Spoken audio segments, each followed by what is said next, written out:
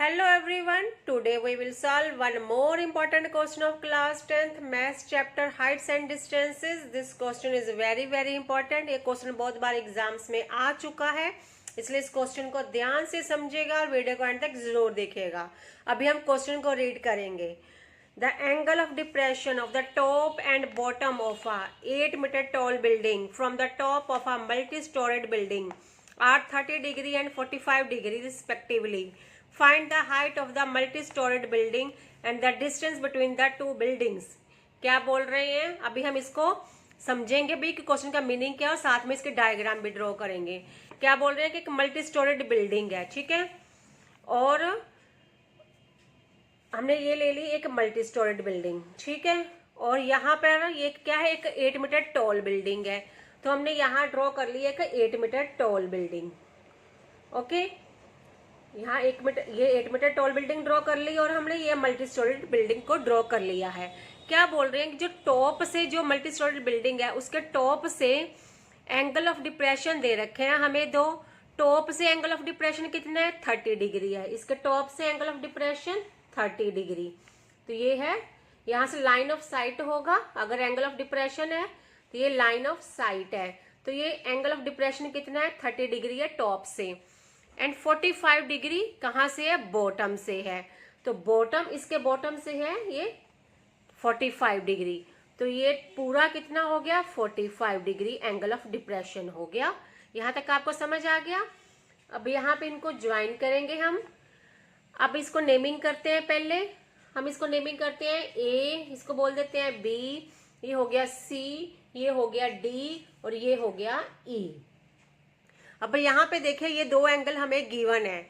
अब इसमें हमें ये एंगल पता होना चाहिए, ठीक है। ये एक ट्रायंगल, इसके ऊपर एक ये ट्रायंगल बन रहा है ए ई बी या ए बी ई, और एक ट्रायंगल बन रहा है ए सी डी। इन दो ट्रायंगल्स के हमें एंगल्स पता होना चाहिए, तभी हम इस क्वेश्चन को सॉल्व कर पाएंगे। अब देखिए सबसे पहले ऊपर वाला ट्रायंगल को देखिए। ये ट्रायंगल है ये ए बी ई, ठीक है। इसमें ये वाली लाइन और ये लाइन जो है ये आपस में पैरेलल होती हैं, ये दोनों पैरेलल हैं। तो इनके बीच में, इन दो पैरेलल लाइंस के बीच में ये क्या है, ये लाइन ऑफ साइट है। ये नीचे ये वाली लाइन है, ये ई है, ये बी है और ये ए है, ठीक है, लाइन ऑफ साइट है। इन दो पैरेलल लाइंस के बीच में ये क्या आ रही है, ट्रांसवर्सल आ रही है। और पैरेललोग्राम की ट्रांसवर्सल लाइंस की क्या प्रॉपर्टी होती है कि उसके जो ये ऑल्टरनेट इंटीरियर एंगल्स होते हैं ये इक्वल होते हैं, ये सेम होते हैं। तो अगर ये 30 डिग्री है तो ये भी 30 डिग्री होगा। तो ये हमें ई मिल गया 30 डिग्री। अब यहाँ पे बड़े ट्रायंगल को देखिए, एक और ट्रायंगल ड्रॉ कर रही हूँ मैं। ये है ए, ये है ये सी और ये डी। ये लाइन ऑफ साइट है, ठीक है। फिर से दो पैरेलल लाइंस हैं, उनके बीच में ट्रांसवर्सल है। ये हमें फुली कितना गिवन है, 45 डिग्री है।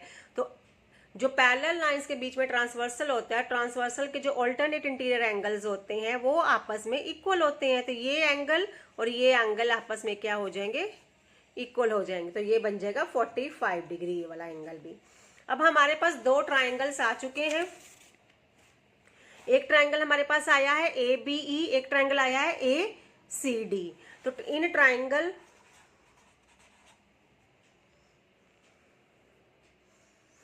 ए बी के अंदर ट्राइंगल, हम यहाँ पे कौन सा फॉर्मूला लगाएंगे, tan 30 डिग्री लगाएंगे। तो tan 30 डिग्री किसके इक्वल होता है, P अपॉन बी के। तो यहाँ P क्या है, ए बी है अपॉन बी ई है, ठीक है, means P upon B. P कितना है, P को हमने कुछ लिखा ही नहीं, लेट ही नहीं किया। यहाँ A 8 डिग्री 8 है, तो 8 मीटर टॉल हमें गिवन है क्वेश्चन में, तो ये भी 8 मीटर टॉल होगा। तो इसको हमने लेट कर लेते हैं कि ये h मीटर है। इसकी हाइट कितनी है, h मीटर।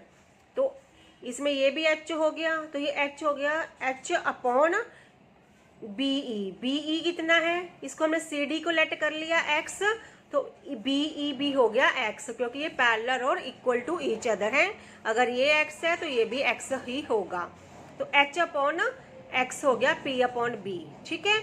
अब tan 130 डिग्री की क्या वैल्यू होती है, टेबल के अकॉर्डिंग 1 अपॉन √3 होती है। तो 1 अपॉन √3 इक्वल टू आ गया h अपॉन x के। यहाँ से हम इनको क्रॉस मल्टीप्लाई करेंगे। जब इनको क्रॉस मल्टीप्लाई करेंगे 1 मल्टीप्लाइड बाय एक्स क्या हो जाएगा एक्स, एच मल्टीप्लाइड बाय √3 क्या हो गया √3, एच √3। तो यहाँ से हमें कुछ एक्स की वैल्यू मिली है जो कि इक्वल है एच √3 के इक्वल। अब हम दूसरा ट्राइंगल लेंगे ए सी डी। इन ट्राइंगल ए सी डी के अंदर क्या है, अब यहाँ पे फिर से हम tan 45 डिग्री लगाएंगे। tan 45 डिग्री फिर से P अपॉन बी के इक्वल होगा और इसका P क्या है AC है, AC अपॉन CD है। ठीक है, अब AC कैसे बना, AC अगर हम इस फिगर को देखें तो AC बना है, AC इक्वल है AB प्लस BC के। ठीक है, तो AB की वैल्यू क्या है H है। यहाँ पे देखिए AC कैसे बना है, AB प्लस BC से बना है AC। तो AB कितना है H है, AB और BC कितना है 8। तो AC किसके इक्वल हो गया H प्लस 8 के इक्वल हो गया। तो वैल्यू हम यहाँ पे पुट कर देंगे, AC हो गया H प्लस 8 और CD है X। CD कितना अलर्ट किया हुआ है X। tan 45 डिग्री की क्या वैल्यू होती है 1 होती है। इनको क्रॉस मल्टीप्लाई करेंगे हम तो 1 मल्टीप्लाइड बाय एक्स आ जाएगा X, X is equal to H plus 8 आ गया हमारे पास। एक्स की वैल्यू यहाँ पे हमें मिली है क्वेश्चन 1 में, तो यही हम लिखेंगे, इस वैल्यू को यहाँ पे पुट करेंगे। एक्स की वैल्यू है H √3 equal to H plus 8। अब ये एच इधर आएगा। ठीक है, अब एच √3, ये एच इधर आके क्या हो जाएगा नेगेटिव हो जाएगा, माइनस एच इक्वल टू 8। यहाँ से हम एच कॉमन लेंगे तो यहाँ क्या बचा √3 माइनस 1 इक्वल टू एच। तो एच किसके इक्वल हो गया 8 अपॉन √3 माइनस 1। √3 माइनस 1 यहाँ पर एच के साथ मल्टीप्लाइड था, तो दूसरी साइड पे आकर ये क्या हो जाएगा इसके साथ डिवाइड हो जाएगा। तो एच आ गया 8 अपॉन √3 माइनस 1। यहाँ पे हमारे पास डिनोमिनेटर में रूट आ गया, तो रूट को हम आंसर में नहीं रखते, इसको हम रैशनलाइज करेंगे। तो रैशनलाइज करने के लिए क्या करेंगे, इसके ऑपोजिट साइन से इसको न्यूमरेटर से भी मल्टीप्लाई करेंगे और डिनोमिनेटर से भी मल्टीप्लाई करेंगे। ठीक है, तो ये हो जाएगा √3 प्लस 1 अपॉन √3 प्लस 1। रैशनलाइज आपको करना आता होगा, तो ये इसको 8 क्या मल्टीप्लाई होगा √3 प्लस 1 से मल्टीप्लाई होगा, हमने ऐसे ही लिख दिया।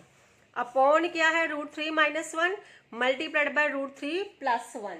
अब यहाँ पे देखिए आपको कोई आइडेंटिटी याद आ रही होगी, कौन सी आइडेंटिटी याद आ रही है आपको, जैसे a माइनस बी और a प्लस बी। यहाँ पे यही है a minus B a plus B, इसकी क्या आइडेंटिटी होती है a square minus B square. इसी आइडेंटिटी को हम यहाँ पर लगाएंगे। तो a की वैल्यू क्या होगी √3, बन गया √3 स्क्वायर माइनस 1 का होल स्क्वायर। आगे सॉल्व करेंगे, 8 और √3 प्लस 1 को हम ऐसे ही रखेंगे। अपॉन क्या हो गया √3 मल्टीप्लाइड बाय √3 होता है 3, 3 माइनस 1। अब 8 √3 प्लस 1 अपॉन क्या आ गया 2 आ गया, 2 और ये कट गया, ये आ गया 4 √3 प्लस 1। ये किसकी वैल्यू हमारे पास आई है h की वैल्यू आई है 4 √3 प्लस 1 हमारे पास h की वैल्यू आई है। तो h क्या था यहाँ पे ABH था। हमें टोटल हाइट फाइंड आउट करनी है इस बिल्डिंग की, मल्टी स्टोरीड बिल्डिंग की। तो टोटल हाइट कितनी होगी, यहाँ लिखिए आप टोटल हाइट कितनी है, ये h में 8 ऐड होगा तो h प्लस 8 है, टोटल हाइट h प्लस 8 है। और h की वैल्यू क्या हमने फाइंड आउट की है 4 √3 और ये सारा ब्रैकेट में है प्लस 1 और ये क्या है प्लस 8। तो अभी हम क्या करेंगे 4 √3 को मल्टीप्लाई करेंगे 4 √3 रहेगा, प्लस 4 मल्टीप्लाइड बाय 1 4 प्लस ये 8 इक्वल टू 4 √3, 4 प्लस 8 12। यहाँ से हम क्या करेंगे 4 को कॉमन ले लेंगे, तो यहाँ क्या बचा 4 बाहर आ गया, √3 अंदर प्लस 3। ये हमारी क्या है टोटल हाइट आ गई है बिल्डिंग की। हमारा ये एक आंसर आ गया है।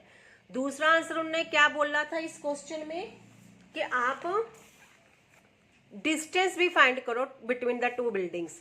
डिस्टेंस क्या है, ये CD जो है ये इसका डिस्टेंस है, तो हमने CD फाइंड आउट करना है। और CD किसके इक्वल है X के इक्वल है, तो हमने x की वैल्यू फाइंड आउट करनी है, इसके इक्वल है x के, तो हमने x की वैल्यू फाइंड आउट करनी है। तो x हमने यहाँ पे क्या निकाला था, x किसके इक्वल है, 4√3 के इक्वल, सॉरी h√3 के इक्वल, ठीक है, ये h है। तो h की वैल्यू हमने क्या निकाल ली है, यहाँ पर 4 फिर ब्रैकेट में √3 प्लस 1, ये हमने ब्रैकेट में ये h की वैल्यू निकाली थी, पुट कर दी, और ये √3 बाहर है ही है। अब यहाँ इसको मल्टीप्लाई करेंगे, 4√3 प्लस 4 मल्टीप्लाई बाय 1 इज 4, और ये फिर से √3 से मल्टीप्लाई होगा, तो 4√3 मल्टीप्लाइड बाय √3 क्या होगा, √3 मल्टीप्लाइड बाय √3 होता है 3, तो 3 मल्टीप्लाइड बाय 4 हो जाएगा 12, तो 12 प्लस 4 मल्टीप्लाइड बाय √3 4√3। यहाँ से आप 4 को कॉमन भी ले सकते हैं, यहाँ से अगर 4 को कॉमन लेंगे तो यहाँ बचेगा 3 प्लस √3, ये क्या आ गया, डिस्टेंस आ गया, हमारा आंसर आ गया। हमने डिस्टेंस भी फाइंड आउट कर दिया है और हाइट भी फाइंड आउट कर दिया है। होप है ये वीडियो आपको पसंद आई है। अगर आपको पसंद आई है तो इस चैनल को सब्सक्राइब जरूर कीजिए और इसको ज्यादा से ज्यादा शेयर कीजिए वीडियो को। Thank you so much.